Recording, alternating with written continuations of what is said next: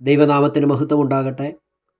ദൈവവചനം കേട്ടുകൊണ്ടിരിക്കുന്ന എല്ലാ പ്രിയപ്പെട്ടവർക്കും യേശു ക്രിസ്തുവിൻ്റെ നാമത്തിലുള്ള വന്ദനങ്ങളെ അറിയിക്കുന്നു. ഈ ദൈവവചന സന്ദേശം നിങ്ങളുടെ ആത്മീയ ജീവിതത്തിന് ഏറ്റവും അനുഗ്രഹമായി തീരട്ടെ എന്ന് പ്രാർത്ഥിക്കുകയാണ്. പ്രാർത്ഥനയോടെ തികഞ്ഞ ദൈവാശ്രയത്തോടെ ഇന്നത്തെ ദൈവവചന ചിന്തയിലേക്ക് നമുക്ക് പ്രവേശിക്കാം.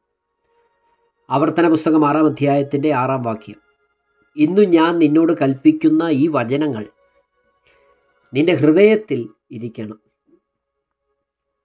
ദൈവത്തിൻ്റെ വചനം നമ്മൾ കേൾക്കുമ്പോൾ, വായിക്കുമ്പോൾ എപ്രകാരമാണ് അത് കേൾക്കേണ്ടത്, അത് വായിക്കേണ്ടത് എന്ന് ദൈവത്തിൻ്റെ വചനം പറയുകയാണ്. ഒരു ദൈവവചന ശുശ്രൂഷ നാം കേൾക്കുമ്പോൾ അതിൽ നിന്ന് ദൈവത്തിൻ്റെ പരിശുദ്ധാത്മാവ് നമ്മളോട് സംസാരിക്കുന്ന കാര്യങ്ങളെ കേവലം ഒരു പ്രസംഗമായി കേട്ട്, ഒരു ചെവി കൊണ്ട് കേട്ട് മറ്റു ചെവി കൊണ്ട് അതിനെ കളയാനല്ല.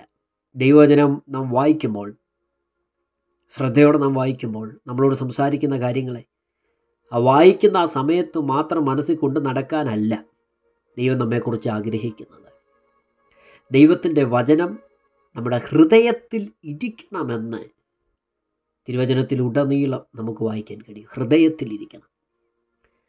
ഹൃദയത്തിൽ കൊണ്ടു നടക്കേണ്ടത് ദൈവത്തിൻ്റെ വചനമായിരിക്കണം. ദൈവത്തിൻ്റെ വചനം കാലിന് ദീപമാണ്, പാതയ്ക്ക് പ്രകാശമാണ്. ദൈവവചനം നമ്മുടെ ഹൃദയത്തിലിരുന്നാൽ എന്താ അതിൻ്റെ ഗുണം? ദൈവവചനം ഹൃദയത്തിലിരുന്നാൽ ഏതൊരു സാഹചര്യത്തിലും നമ്മൾ പെട്ടെന്ന് ഓർക്കുന്നത് ദൈവവചനമായിരിക്കും. ഒന്ന് ചിന്തിച്ചു നോക്കിക്കേ. നിങ്ങളുടെ ജീവിത സാഹചര്യം എന്താണെന്ന് എനിക്കറിയത്തില്ല. ഒരുപക്ഷെ നിങ്ങൾക്ക് മാത്രമായിരിക്കും ഈ ലോകത്തിൽ നിങ്ങളുടെ യഥാർത്ഥ അവസ്ഥ അറിയാവുന്നത്.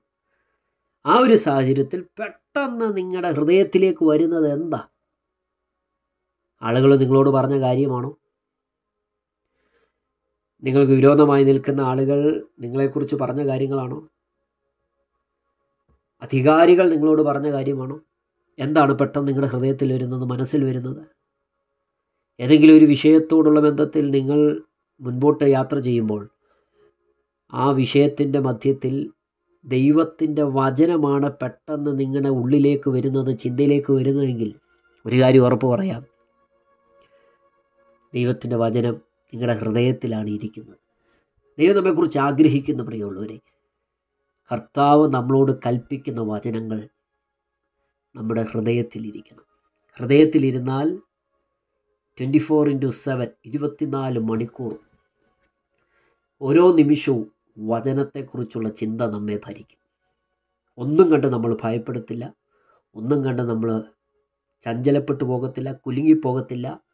കാരണം വചനം ഇരിക്കുന്നത് ഇവിടെ ഹൃദയത്തിൻ്റെ മാംസപ്പലകയിലാണ്. സദൃശവാക്യങ്ങൾ 28-14 ഇതിനോട് സമാനമായൊരു കാര്യമാണ് ശലോമോൻ പറയുന്നത്.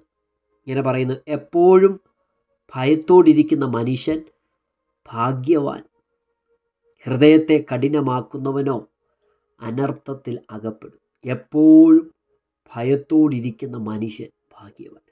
അവിടെ പറയുന്ന ഭയം ദൈവഭയമാണ്. എപ്പോഴും ദൈവഭയത്തോടിരിക്കും. എപ്പോഴും ഒരു മനുഷ്യന് ദൈവഭയം ഉള്ളിൽ ഭരിക്കണമെങ്കിൽ, അവനെ വാഴണമെങ്കിൽ അവൻ്റെ ഉള്ളിൽ ദൈവത്തിൻ്റെ വചനമുണ്ട്. അതുകൊണ്ടാണ് ദൈവഭയം. അത് സ്നേഹത്തിൽ നിന്ന് വരുന്ന ഭയമാണ്. നമ്മുടെ ഉള്ളിൻ്റെ ഉള്ളിൽ ദൈവത്തിൻ്റെ വചനമാണ് ഇരിക്കുന്നതെങ്കിൽ എപ്പോഴും ദൈവഭയത്തോടിരിക്കാൻ നമുക്ക് കഴിയും. എബ്രായ ലേഖനം എഴുതുമ്പോൾ അവിടെ പറയുക, എബ്രായർ 2:1, അതുകൊണ്ട് നാം വല്ലപ്പോഴും ഒഴുകിപ്പോകാതിരിക്കേണ്ടതിന് കേട്ടത് അധികം ശ്രദ്ധയോടെ കരുതിക്കൊള്ളുവാൻ ആവശ്യമാകുന്നു. അതായത് വല്ലപ്പോഴും ഒഴുകിപ്പോകാനുള്ള സാധ്യത നിങ്ങളുടെ സ്പിരിച്വൽ ജേണിയിൽ, സ്പിരിച്വൽ ലൈഫിലുണ്ട്. അപ്പം അങ്ങനെയുള്ളൊരു സാധ്യത നിങ്ങളുടെ മുമ്പിൽ കിടക്കുന്നത് കൊണ്ട് കേട്ട ദൈവത്തിൻ്റെ വചനം അധികം ശ്രദ്ധയോടെ കരുതിക്കൊള്ളേണ്ടത് ഏറ്റവും അത്യാവശ്യമായിരിക്കും. ഇന്നെന്നെ കേൾക്കുന്ന പ്രിയമുള്ളവരെ, വല്ലപ്പോഴും ഒഴുകിപ്പോകുന്ന ഒരു അനുഭവമാണോ നമ്മുടെ ജീവിതത്തിൽ ഉണ്ടാകുന്നത്? അങ്ങനെ ഉണ്ടാകാൻ പാടില്ല എന്ന് ദൈവം നമ്മെക്കുറിച്ച് ആഗ്രഹിക്കുക. കേട്ട ദൈവത്തിൻ്റെ വചനം അധികം ശ്രദ്ധയോടെ കരുതിക്കൊള്ളേണ്ടത് ഈ അന്ത്യകാലത്ത് ഏറ്റവും അത്യാവശ്യമാണ്. ഹൃദയത്തിൽ ദൈവത്തിൻ്റെ വചനത്തെ സൂക്ഷിക്കുക. വിത്ത് വിതയ്ക്കാൻ പോയ വ്യക്തിയുടെ ഉപമ യേശു കർത്താവ് പറയുന്നൊരു കാര്യമുണ്ട്. നമുക്കറിയാം എവിടെയൊക്കെയാ വിത്ത് വിതയ്ക്കാൻ പോയ വ്യക്തി വിതച്ച വിത്തെത്തിയത്? വഴിയരികിൽ, പാറസ്ഥലത്ത്, മുള്ളിൻ്റെ ഇടയിൽ, നല്ല നിലത്ത്. എന്നാൽ ഈ ആദ്യത്തെ ഭാഗവും അവസാനത്തെ ഭാഗവും, അതായത് വഴിയരികിൽ വീണ വിത്തും നല്ല നിലത്ത് വീണ വിത്തിനെക്കുറിച്ചും പറയുമ്പോൾ, വഴിയരികെ വീണ വിത്തിനെക്കുറിച്ച് പറയുന്നത് വഴിയരികെ ഉള്ളവർ കേൾക്കുന്നവരെങ്കിലും അവർ വിശ്വസിച്ച് രക്ഷിക്കപ്പെടാതിരിപ്പാൻ പിശാച് വന്ന് അവരുടെ ഹൃദയത്തിൽ നിന്ന് വചനം എടുത്തു കളയുന്നു. ഹൃദയത്തിൽ നിന്ന് വചനം എടുത്തു. അപ്പോൾ ഹൃദയത്തിൽ എന്തില്ല? വചനമില്ല. ഹൃദയത്തിൽ വചനമുള്ള ഒരൊറ്റ കൂട്ടരേ ഉള്ളൂ, നല്ല നിലത്ത് വീണത്. പാറസ്ഥലത്ത് കേൾക്കുന്നവരുടെ, പാറസ്ഥലത്ത് വീണ വിത്തിന് സമാനമായ സാഹചര്യമുള്ളവരുടെ ഹൃദയത്തിലെ വചനത്തെ ഉണക്കിക്കളയുന്നു. മുള്ളിനിടയിൽ വീണതിനെ ഞെരുക്കി കളയുന്നു. എന്നാൽ നല്ല മണ്ണിലുള്ളതിൻ്റെ പ്രത്യേകത വചനം കേട്ട്, അവിടെ പറയുന്ന പദം അടുത്തത് ലൂക്കോസ് സുവിശേഷം 8:13 നല്ല മണ്ണിലുള്ളതോ വചനം കേട്ട് ഗുണമുള്ള നല്ല ഹൃദയത്തിൽ സംഗ്രഹിച്ച് ക്ഷമയോടെ ഫലം കൊടുക്കുന്നവർ തന്നെ. കർത്താവ് പറഞ്ഞ ഉപമയിലും വചനത്തിന് ഉപമയിലും പറയുന്നു, നല്ല ഹൃദയത്തിൽ സംഗ്രഹിക്കണം വചനം. എത്ര പേര് ആഗ്രഹിക്കുന്നുണ്ട്, ദൈവമേ അവിടുത്തെ വചനത്തെ എൻ്റെ ഹൃദയത്തിൽ ഞാൻ കൊണ്ട്. ചില ആളുകൾ പറയാറുണ്ട്, സ്റ്റേബിളായിട്ടുള്ളൊരു ഹോളി ലൈഫ് നയിക്കാൻ പറ്റുന്നില്ല. എന്താ കാര്യം? ഹൃദയത്തിൽ വചനമില്ല. ഹൃദയത്തിൽ വചനത്തിന് കൊടുക്കേണ്ട സ്ഥാനം മറ്റു പലതിനും കൊടുക്കുകയാണ്. എന്നാൽ ഇനി ദൈവവചനം കേൾക്കുമ്പോൾ തീരുമാനമെടുക്കുക, എൻ്റെ ഹൃദയത്തിനകത്ത് വചനത്തിന് ഞാൻ ഒന്നാം സ്ഥാനം കൊടുക്കും. നല്ല മണ്ണിലുള്ളതോ വചനം കേട്ട് ഗുണമുള്ള നല്ല ഹൃദയത്തിൽ സംഗ്രഹിച്ച് ക്ഷമയോടെ ഫലം കൊടുക്കുന്നവരാ. ഹൃദയത്തിൽ വചനം കൊണ്ട് നടന്നാലുള്ള ഗുണം എന്താണെന്നറിയോ? കണ്ണുകൊണ്ട് കാണുന്ന ഒരുപാട് കാര്യങ്ങൾ, കാതുകൊണ്ട് കേൾക്കുന്ന ഒരുപാട് കാര്യങ്ങൾ, വാഗുകൊണ്ട് സംസാരിക്കുന്ന ഒരുപാട് കാര്യങ്ങൾ, ഇടപെടുന്ന ഒരുപാട് പ്രവർത്തികൾ. പക്ഷേ വചനം ഒരു മനുഷ്യൻ്റെ ഹൃദയത്തിനകത്ത് തിങ്ങി നിന്നാൽ പാപം ചെയ്യാൻ ആ വ്യക്തിക്ക് കഴിയത്തില്ല. 119 സങ്കീർത്തനത്തിൻ്റെ 11 വാക്യം, ഞാൻ നിന്നോട് പാപം ചെയ്യാതിരിക്കേണ്ടതിന് നിൻ്റെ വചനത്തെ എവിടെ സംഗ്രഹിക്കുന്നു? എൻ്റെ ഹൃദയത്തിൽ സംഗ്രഹിക്കുക. ഇന്ന് എത്ര പേര് പ്രാർത്ഥിക്കും, കർത്താവേ അവിടുത്തെ വചനം എൻ്റെ ഹൃദയത്തിൽ സംഗ്രഹിക്കാൻ, സ്റ്റോർ ചെയ്യാൻ. ബുദ്ധിക്കകത്തല്ല കേട്ടോ. ഒരുപാട് വചനം കാണാൻ പഠിക്കുന്ന ആളുകളുണ്ട്, നല്ല കാര്യം. പക്ഷെ കാണാൻ പഠിക്കുന്നതിനപ്പുറം ഹൃദയത്തിൽ വചനത്തെ സംഗ്രഹിക്കുന്ന ഒരു അനുഭവം നമ്മുടെ ജീവിതത്തിൽ ഉണ്ടാകട്ടെ. അതിന് നമ്മൾ പ്രാർത്ഥിക്കേണ്ട കാര്യം ഒരു ഹൃദയവിശാലതയ്ക്ക് വേണ്ടിയാണ്. 119 സങ്കീർത്തനത്തിന് 32 വാക്യത്തിൽ പറഞ്ഞു, നീ എൻ്റെ ഹൃദയത്തെ വിശാലമാക്കുമ്പോൾ ഞാൻ നിൻ്റെ കൽപ്പനകളുടെ വഴിയിലൂടെ. ഇപ്പം ദൈവത്തിൻ്റെ വചനത്തിൻ്റെ കൽപ്പനകളുടെ വഴിയിൽ ഒരു വ്യക്തിക്ക് സഞ്ചരിക്കണമെങ്കിൽ ആ വ്യക്തിയുടെ ഹൃദയത്തെ വിശാലമാക്കണം ദൈവം.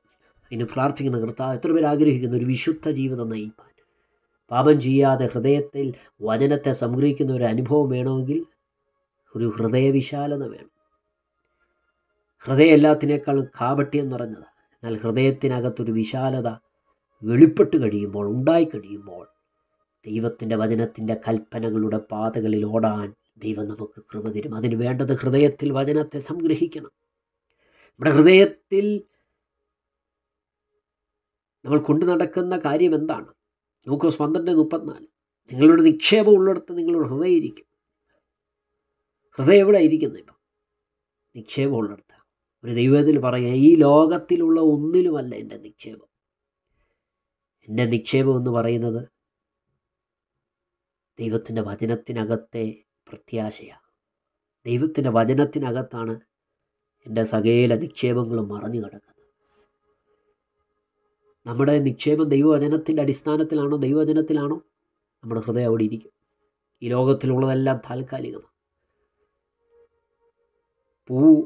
പൂവിൻ്റെ ഭംഗി പോലാണ് മനുഷ്യൻ്റെ ആയുസ്. നിഴലിന് സമാനമാണ്.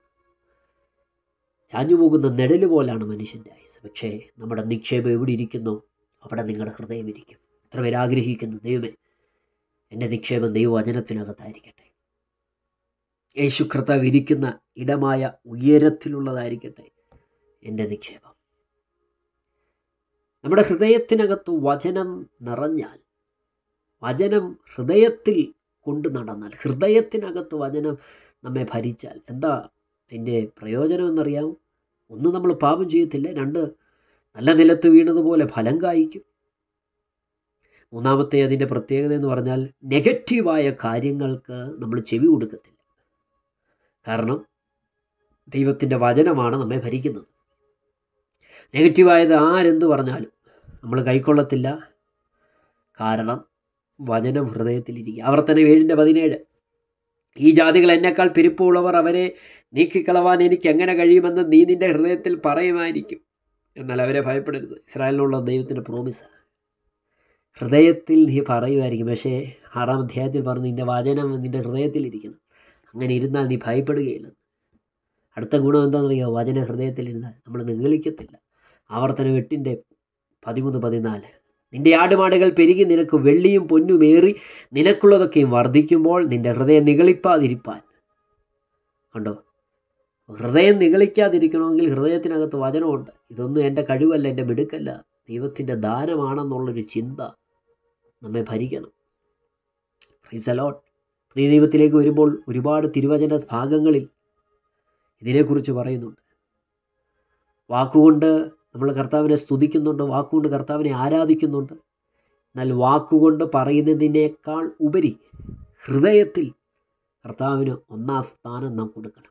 1 പത്രോസ് 3:14 പറയുന്നു, നീതി നിമിത്തം കഷ്ടം സഹിക്കേണ്ടി വന്നാലും നിങ്ങൾ ഭാഗ്യവാന്മാർ, അവരുടെ ഭീഷണത്തിങ്കൽ ഭയപ്പെടുകയും കലങ്ങുകയും വരുന്നത്. എന്നാൽ ക്രിസ്തുവിനെ നിങ്ങളുടെ ഹൃദയങ്ങളിൽ കർത്താവായി വിശുദ്ധീകരിപ്പി. എവിടാ കർത്താവായി വിശുദ്ധീകരിക്കേണ്ടത്? നിങ്ങളുടെ ഹൃദയങ്ങളിൽ.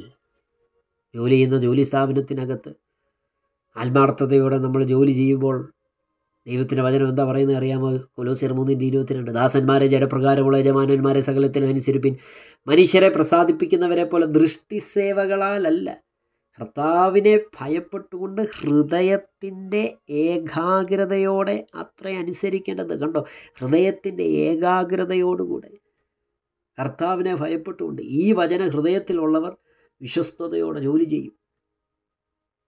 അത് ഹൃദയത്തിൻ്റെ ഏകാഗ്രത. 2 കൊരിന്ത്യർ 3:3 പറയുന്നു, ഞങ്ങൾ ശുശ്രൂഷയാൽ ഉണ്ടായ ക്രിസ്തുവിൻ പത്രമായി നിങ്ങൾ വെളിപ്പെടുന്നുവല്ലോ. അത് മഷി കൊണ്ടല്ല, ജീവനുള്ള ദൈവത്തിൻ്റെ ആത്മാവിനാൽ അത്ര, കൽപ്പലകയിലല്ല, ഹൃദയമെന്ന മാംസപ്പലകയിൽ തന്നെ എഴുതിയിരിക്കുന്നു. കൽപ്പലകയിലല്ല, ഹൃദയമെന്ന മാംസപ്പലകയിലാണ് എഴുതിയിരിക്കുന്നത്. ഒരിക്കൽ അനന്യാസും സഫീറയും അപ്പോസ്തല പ്രവർത്തികൾ പുസ്തകം 5-ാം അധ്യായത്തിൽ ഒരു സംഭവം ഉണ്ടാവുകയാണ്. നിലം വിറ്റു അവർ രണ്ടുപേരും കൂടെ.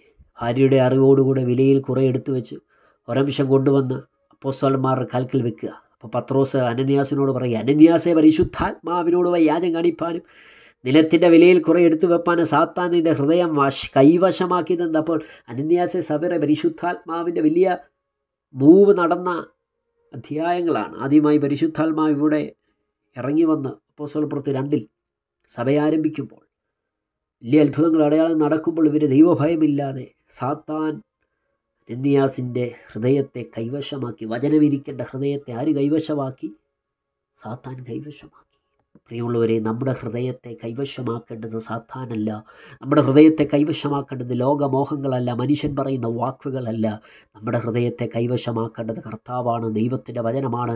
ആവർത്തന പുസ്തകത്തിൽ നമ്മൾ വായിച്ചതുപോലെ ഇന്ന് ഞാൻ നിന്നോട് കൽപ്പിക്കുന്ന ഈ വചനങ്ങൾ നിൻ്റെ ഹൃദയത്തിൽ ഇരിക്കണം. പ്രിയമുള്ളവരെ, വാളിൽ ഭിത്തിയിൽ വചനം എഴുതി വെക്കുന്നവരുണ്ട്, നല്ല കാര്യം. വാഹനത്തിൽ വചനം എഴുതി വെക്കുന്നവരുണ്ട്, നല്ല കാര്യം. വീടിൻ്റെ എല്ലാ മുറികളിലും വചനം എഴുതി വെക്കുന്നവരുണ്ട്, നല്ല കാര്യം. എവിടെയൊക്കെ സ്ഥലം കിട്ടും അവിടെയെല്ലാം വചനം എഴുതി വെക്കുന്നുണ്ട്, നല്ല കാര്യം, നല്ല കാര്യം. പക്ഷേ ദൈവത്തിൻ്റെ വചനം ആഗ്രഹിക്കുന്നു, കർത്താവ് നമ്മെക്കുറിച്ച് ആഗ്രഹിക്കുന്നു, ഹൃദയത്തിൽ വചനമിരിക്കണം. അതിനൊരു ഹൃദയ വിശാലതയ്ക്ക് വേണ്ടി നമുക്ക് പ്രാർത്ഥിക്കാം. നിശ്ചയമായിട്ട് കർത്താവ് ആഗ്രഹിക്കുന്ന ഒരു സ്പിരിച്വൽ ലൈഫ് നയിക്കുവാൻ ദൈവം നിങ്ങളെ സഹായിക്കട്ടെ. പരിശുദ്ധ പിതാവേ, അനുഗ്രഹിക്കപ്പെട്ട നല്ല സമയത്തിനായി സ്തോത്രം. ലോകരാജ്യങ്ങളിൽ ഇരുന്നു കൊണ്ട് ദൈവവചന സന്ദേശം ശ്രദ്ധിച്ച എല്ലാ പ്രിയപ്പെട്ടവർക്കും വേണ്ടി പ്രാർത്ഥിക്കുന്നു. ഹൃദയത്തിൽ വചനം ഇരിക്കുന്ന ഒരു ആത്മീയ അനുഭവം ഞാൻ മക്കൾക്ക് അവിടെ നൽകി കൊടുക്കുമാറാകണമേ.